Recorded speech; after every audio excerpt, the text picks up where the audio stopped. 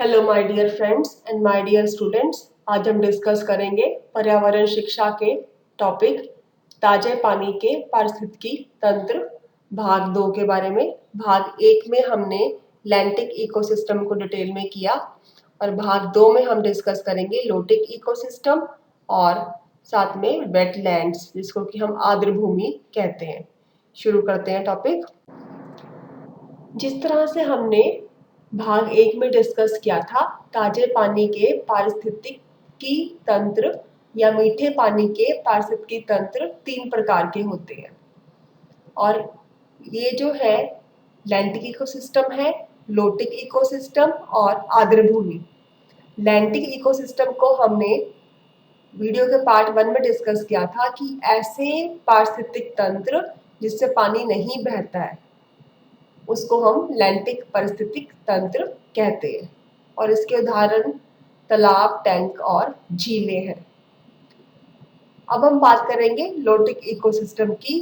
Lotic ecosystem वो पारिस्थितिक तंत्र है जिसमें पानी बहता हुआ होता है और इसके जो उदाहरण है वो है धाराएं, नदियां, झरने आदि। आर्द्र भूमि जो है वो एक खास तरह का पारिस्थितिक तंत्र है जो कि मौसम के हिसाब से इससे पानी का स्तर बढ़ता या घटता रहता है और नॉर्मली जो है इसमें कम गहरा पानी ही होता है और जो जलीय वनस्पति यहाँ पाई जाती है वो भी कम गहरे पानी वाली वनस्पति ही यहाँ पर देखने को मिलती है। अगर हम जलीय जीवों की बात करें तो मछली, क्रस्टेशियन और जल पक्षियों के लिए जो है ये आर्द्र भूमि एक आदर्श आवास बनाता है। मीन्स यहाँ जो मैक्सिमम जो है इस तरह के जीव देखने को मिलते हैं। क्रस्टेशियन जो है इस तरह के जलीय जीव हैं जिनकी त्वचा मोटी होती है, जिनका जो शरीर का खोल है वो मोटा होता है।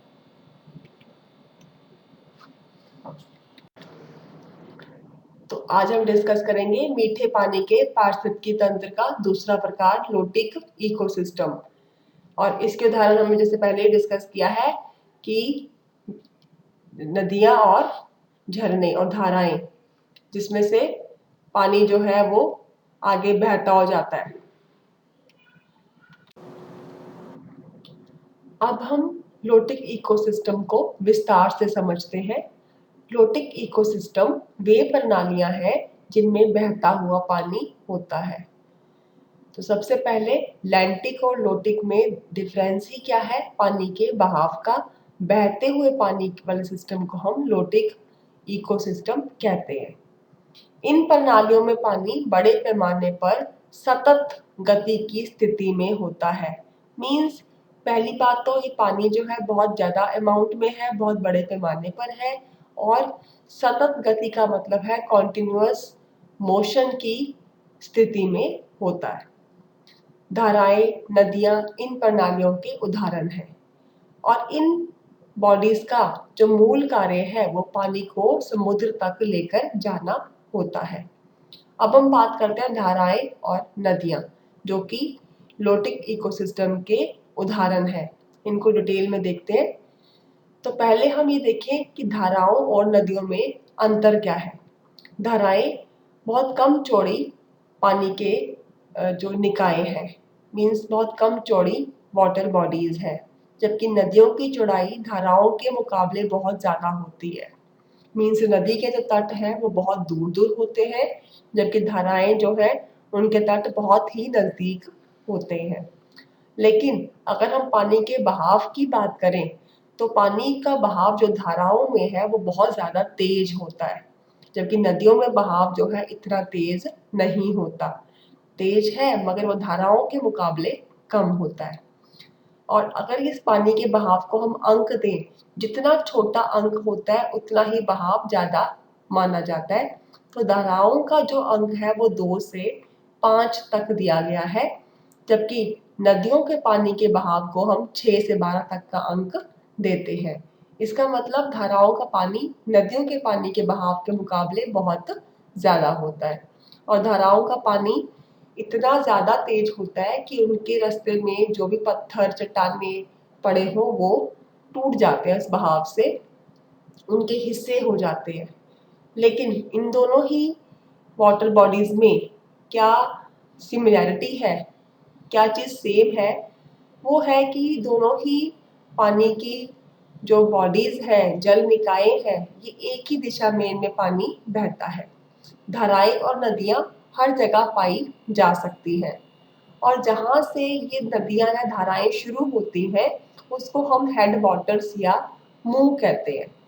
और ये जो मुंह है, ये झरने भी हो सकते हैं, बर्फीले पहाड़ भी हो सकते हैं, और यहाँ तक कि झीलें भी हो सकती हैं।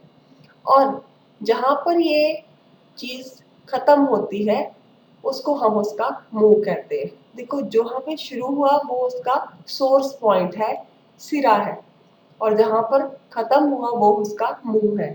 तो नदी जब अपने मुंह कहाँ खत्म करती है, कहाँ खोलती है? जहाँ पर सागर या महासागर में आके वो मिलती है। तो जो स्रोत से मुंह तक की जो यात्रा है उसमें पानी की विशेषताएं बदल जाती हैं। जब वो चीज़ हेड वाटर्स पे है, स्रोत पे है, तो पानी ठंडा होता है और पानी जो है साफ भी होता है, उसमें ऑक्सीजन की मात्रा भी अधिक होती है। और यहाँ पर जो नॉर्मली मछलियाँ देखने को मिलती है वो है ट्राउट, और बाकी जो भी जीव हैं वो मेनली परपोषी होते हैं, यानी दूसरे जीवों के ऊपर अपने भोजन के लिए डिपेंड करते हैं।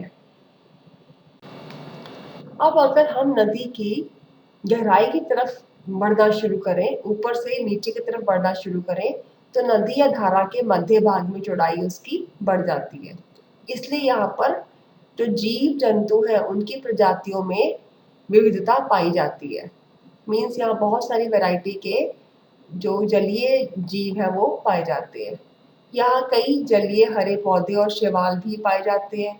और क्योंकि यहाँ पर रोशनी कम होती है, क्योंकि आप देखो रोशनी कहाँ होगी, पानी के ऊपर के लेवल में होगी, तो बीच के लेवल तक पहुँचते हुए रोशनी कम हो जाती है, तो वनस्पतियों की विविधता कम होती है। मीन्स प्लांट्स की जो वैरायटी है वो कंपैरेटिवली कम होती है। और यहाँ पर वो वाली मछलियाँ पाई जाती हैं जिनको कम लेवल का ऑक्सीजन जो है वो उनको आवश्यकता होती है, जैसे कि कैटफिश या कार्प जो है यहाँ पर पाई जाती है। उसके अलावा हम ये भी देखेंगे कि जो हर जीव है वो एक खास तरह का बहाव ही बर्दाश्त कर सकता है। मीन्स उनकी जो प्रवाह की जो विभिन्न दरों के अनुकूल उनका शरीर जो है बना हुआ होता है। जैसे घोंगे आदि जो है ये पहाड़ी नदियों के तेज प्रवाह का सामना कर सकते हैं, जबकि पानी की बीटल जो है, स्केटर है, ये सिर्फ धीमी गति वाले पानी में ही रह सकते हैं। और ये भी देखा गया है कि कुछ मछलियाँ जो है प्रजनन के लिए नदियों से पहाड़ी नदियों तक जाती है। मीन्स वो रिवर्स जो है उल्टे डायरेक्शन में पहाड़ों की तरफ जाना शुरू कर देती है प्रजनन के लिए। इसका मतलब जो जितनी प्रजातियां पानी में रहती हैं वो पानी के बहाव, गहराई और उनके तापमान पर उनकी जो लाइफ जो है, उनका जो जीवन है वो निर्भर करता है। अब हम लोटिक इकोसिस्टम के घटक के बारे में बात करते हैं कि इनके कंपोनेंट कौन कौन से हैं। सबसे पहले हम बात करते हैं प्रोड्यूसर यानी निर्माता कौन कौन है। इस तंत्र में मुख्य जो निर्माता है वो हरे शैवाल होते हैं जो कि भोजन का निर्माण करते हैं। उसके बाद हम कंज्यूमर की बात करते हैं, उपभोक्ता। उपभोक्ता जो है कौन से जलीय जीव है, उसके पास जो है खास तरह के लक्षण होते हैं जिसकी वजह से पानी में वो रहने के लिए जो है उनका शरीर उनको अनुकूल बनाता है। जिस तरह से उपभोक्ता सतह के साथ दृढ़ स्थायी लगाव के लिए उनका स्थायी लगाव हुक होते हैं, चूसने वाले अंगों की उपस्थिति होती है। मीन्स उनके पास इस तरह के शारीरिक लक्षण हैं कि वो अपने हुक की से अड़कर कहीं पर वो टिक जाते हैं। और चूसने वाले अंग का मतलब है सक्कर्स। जिस तरह से हम किसी भी चीज को जो है दबा के उसकी हवा निकाले तो वो चीज वहां चिपक जाती है, तो ऐसे ही यहाँ पर भी उनके सक्कर्स यहाँ पर होते हैं। उसके अलावा उनकी जो शरीर है, उनका निचला जो सतह है, निचला जो हिस्सा है वो चिपचिपा होता है, उनका शरीर चपटा होता है। इसका मतलब ऐसी बहुत सारी शारीरिक विशेषताएं हैं जो उनको पानी में रहने के अनुकूल बनाती है। जैसे कि हमने पहले अभी भी बात की है कि मध्य भाग में विभिन्न प्रकार के जानवर पाए जाते हैं। और नदी के इसमें जो मध्य भाग में कौन कौन से इसके उदाहरण है, जैसे पानी के स्पंज है, कैडिस फ्लाई लार्वा है, घोंगे है, फ्लैटवर्म है, मछली और स्टोन फ्लाई। स्टोन फ्लाई इसका नाम क्यों है, क्योंकि ये जो कीड़ा है, ये जो जीव है, ये पत्थरों के नीचे ही पाया जाता है। तो इस तरह के जो है ये जीव पानी में देखने को मिलते हैं। फिर हम बात करते हैं डिकम्पोजर्स यानी अपघटक की। एक्टिनोमाइसीटीज जो है इस तरह का उदाहरण है जो कि पानी में अपघटन का काम करते हैं। उसके अलावा बहुत सारे अलग अलग तरह के बैक्टीरिया और कवक यानी फंजाई भी मौजूद होती है। हम देखते हैं फंगस बोलते हैं, जिस तरफ हमारे को यीस्ट पड़ी हो तो उसमें फंगस लग जाती है, तो ऐसे ही पानी की भी जो फंगस है वो कवक, उसको हम नाम दे रहे हैं, कवक मौजूद होती है। इनका काम जो है अपघटक के रूप में कार्य करना होता है, यानी वो पानी में जो भी मृत चीजें हैं उनको उनके सिंप्लीफाई करते हैं, उनको डिकम्पोज कर देती हैं, उनको शरीर के जितने भी तत्व हैं उनके जो मरने के बाद उनको अलग अलग करके वापस पानी में छोड़ देती है। अब हम थर्ड टाइप के इकोसिस्टम की बात करते हैं, आर्द्रभूमि इकोसिस्टम, जो कि तीसरा प्रकार है हमारे ताजे पानी के पारिस्थितिक तंत्र का, आर्द्रभूमि इकोसिस्टम। इसको हम वेटलैंड्स भी कहते हैं। आर्द्रभूमि जो है जलीय पौधों वाले खड़े पानी के क्षेत्र होते हैं, मीन्स ये वो क्षेत्र है जहाँ पानी खड़ा होता है। और इसका जो उदाहरण है वो है दलदल यानी मार्श। इसको हम जो है अलग अलग तरह के जो है वेटलैंड्स देखने को मिलते हैं, जो मेनली दो तीन तरह के हैं। एक है मार्श, दूसरा होता है स्वैम्प्स और तीसरा होता है बोक्स। इसको हम बारी बारी से डिस्कस करने जा रहे हैं। तो तीनों को अगर हिंदी में अगर कन्वर्ट करें, ट्रांसलेट करें, तो तीनों को ही दलदल ही कहते हैं, लेकिन इनकी जो लक्षण है, कैरेक्टर्स है, उसमें फर्क होता है। तो पहले हम बात करें मार्श यानी मार्श वाली दलदल का क्या जो है लक्षण है। इसमें जो है ये ऐसी मिट्टी है, नो डाउट देखो, जब भी हम आर्द्रभूमि या वेटलैंड्स की बात करें तो उसका मतलब है कि ऐसी भूमि जहाँ पर पानी खड़ा होगा, है ना, और जहाँ जलीय पौधे हमें देखने को मिलेंगे। तो दलदल जो है, मार्श जो है, उसमें पोषक तत्वों की भरपूर मिट्टी होती है। इसके अंदर जो मिट्टी यहाँ पर जो है वो उसके बहुत ज्यादा उसके अंदर न्यूट्रिशन जो एलिमेंट्स है बहुत ज्यादा होते हैं, इसलिए जो पौधों के जीवन का ये समर्थन करती है। मीन्स यहाँ बहुत सारे जो पौधे जो है वो पल बढ़ सकते हैं। दूसरी तरह का जो दलदल मिट्टी है उसको हम नाम देते हैं स्वैम्प्स। यहाँ पर जो है गहरे खड़े पानी वाले क्षेत्र है। यहाँ पर जो अब जो पानी की जो मात्रा है वो मार्श के कंपैरेटिवली ज्यादा होती है। और यहाँ पर जितने ही पौधे या पेड़ जो लगते हैं वो वाले लगते हैं जिनकी लकड़ी होती है, मीन्स इनका बाहर का हिस्सा सख्त होता है। तो लकड़ी वाले पौधे, लकड़ी वाले पेड़ जो यहाँ पर जो पाए जाते हैं। तीसरा हमने बात की थी बॉक्स की, ये भी दलदल है, लेकिन इसके अंदर जो है न्यूट्रिशन यानी पोषक तत्वों की कमी होती है। तो बहुत ज्यादा यहाँ पर जो है पौधों का देखा यहाँ पर नहीं मिलता है। तो अब ये लेकिन अब ये सारे ही क्या है, ये सारे ही आर्द्रभूमि के एग्जाम्पल है कि आर्द्रभूमि में किस किस तरह के जो है एरियाज देखने को मिलते हैं। अब क्योंकि आर्द्रभूमि में नमी तो है ही, पानी तो है ही, तो यहाँ पर वो वाले पौधे देखे जाते हैं जो कि नमी वाले एरिया में खुद जो पल बढ़ सकते हैं, उनको हम हाइड्रोफाइट्स कहते हैं।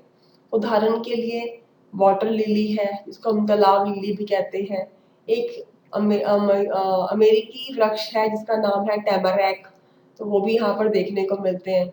उसके अलावा सरू, गोंद, इस तरह के जो है प्रजातियां भी देखने को मिलती हैं। वेटलैंड्स में सबसे ज्यादा जो है वैरायटी ऑफ प्लांट्स देखने को मिलती है, मीन्स बहुत ज्यादा नंबर जो है वैरायटी का पौधों का वो देखने को मिलता है। उसके अलावा उभयचर मीन्स ऐसे जीव जो पानी और स्थल दोनों पर रह सकते हैं, वो भी देखने को मिलते हैं।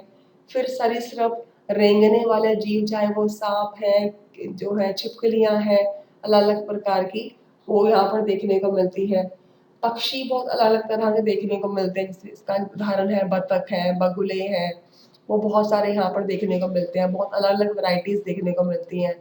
फर वाली किस्में जो है बहुत ज़्यादा देखने को मिलती हैं। तो इसका मतलब कुल मिलाकर वेटलैंड्स ऐसा एरिया है, ऐसा पारिस्थितिकी तंत्र है जहाँ पर सबसे ज़्यादा नंबर की वैरायटी के जीव देखने को मिलते हैं। और कई बारी हम वेटलैंड्स को जो है शुद्ध रूप में मीठे पानी के पारिस्थितिक तंत्र के रूप में नहीं देखते। क्यों? क्योंकि हमने पहले शुरू में ही कहा था कि फ्रेश वाटर इकोसिस्टम या मीठे पानी का पारिस्थितिक तंत्र वो तंत्र है जहाँ पे नमक की जो सांद्रता है वो 1% से कम होगी। लेकिन ये देखा गया है कुछ वेटलैंड्स या कुछ आर्द्र भूमि में ऐसे दलदल भी होते हैं जिनमें नमक की मात्रा बहुत ज़्यादा होती है। तो कई बार जो है ज्योग्राफी पॉइंट से हम ये भी कह देते हैं कि ये जो है बहुत सही एग्जाम्पल या सही टाइप नहीं है मीठे पानी के पारिस्थितिक तंत्र की। लेकिन हाँ, अगर जो है वेटलैंड्स ऐसे हैं जहाँ नमक की मात्रा कम है, तो वो शुद्ध रूप से मीठे पानी के पारिस्थितिक तंत्र का उदाहरण माना जा सकता है।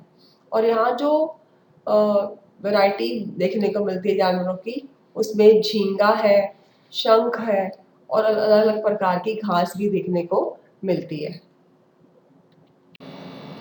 अब हम बात करते हैं कि ऐसे कौन से कारक हैं जो कि मीठे पानी के पारिस्थितिकी तंत्र के लिए खतरा बन सकते हैं। तो इसमें जो है मेनली 5 तरह के खतरे जो है वो देखे जाते हैं। नंबर 1 है पानी की अति खपत।